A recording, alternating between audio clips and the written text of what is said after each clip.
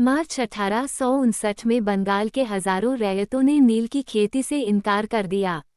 जैसे जैसे विद्रोह फैला, रैयतों ने बागान मालिकों को लगान चुकाने से भी इनकार कर दिया। वे तलवार, भाली और तीर कमान लेकर नील की फैक्ट्रियों पर हमला करने लगे। औरतें अपने बर्तन लेकर लड़ाई में कूद पड़ीं। बागान मालिकों के लिए काम करने वालों का सामाजिक बहिष्कार कर दिया गया। बागान मालिकों की तरफ से लगान वसूली के लिए आने वाले गुमाश्ता एजेंटों की पिटाई की गई। रैयतों ने कसम खा ली कि न तो वे नील की खेती के लिए कर्जा लेंगे और न ही बागान मालिकों के लठियालों लाठीधारी गुंडों से डरेंगे। नील के किसान चुप बैठने को तैयार नहीं थे। क्यों? उन्हें बगावत की ताकत कहाँ से मिली? इसमें कोई शक नहीं कि नील की खेती अत्यंत दमनात्मक थी। लेकिन जो लोग दबे होते हैं वे हमेशा बगावत नहीं करते। ऐसा कभी कभी ही होता है। 1859 में नील रैयतों को लगा कि बागान मालिकों के खिलाफ बगावत में उन्हें स्थानीय जमींदारों और मुखियाओं का भी समर्थन मिल सकता है।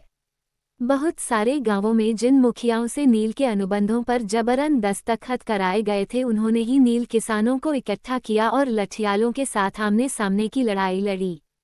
कई स्थानों पर रैयतों को बगावत के लिए उकसाते हुए खुद जमींदार गांव-गांव घूमने लगे। जमींदार इस बात से परेशान थे कि बागान मालिकों की ताकत बढ़ती जा रही थी और बागान मालिक जबरन लंबे समय के लिए उनसे जमीन ले लेते थे। नील के किसानों को ये भी लग रहा था कि अंग्रेजी सरकार भी संघर्ष में उनका साथ देगी। 1857 की बगावत के बाद ब्रिटिश सरकार एक और व्यापक विद्रोह के खतरे से डरी हुई थी। जब नील की खेती वाले जिलों में एक और बगावत की खबर फैली तो लेफ्टिनेंट गवर्नर ने 1859 की सर्दियों में इलाके का दौरा किया। रैयतों को लगा कि सरकार उनकी दुर्दशा से परेशान है। बरसात में मजिस्ट्रेट एशले ईडन ने एक नोटिस जारी किया जिसमें कहा गया था कि रैयतों को नील के अनुबंध मानने के लिए मजबूर नहीं किया जाएगा। इस नोटिस के आधार पर लोगों में ये खबर फैल गई कि रानी विक्टोरिया ने नील की खेती न करने का हुक्म दे दिया है। ईडन किसानों को शांत करने और विस्फोटक स्थितियों को नियंत्रित करने की कोशिश कर रहे थे। उसकी कार्रवाई को किसानों ने अपने विद्रोह का समर्थन मान लिया। जैसे जैसे विद्रोह फैला, कलकत्ता के पढ़े लिखे लोग भी नील जिलों की ओर चल पड़े। उन्होंने रैयतों की दुर्दशा, बागान मालिकों की जोर जबरदस्ती और अत्याचारी नील व्यवस्था के बारे में लिखा। इस बगावत से परेशान सरकार को बागान मालिकों की रक्षा के लिए सेना बुलानी पड़ी।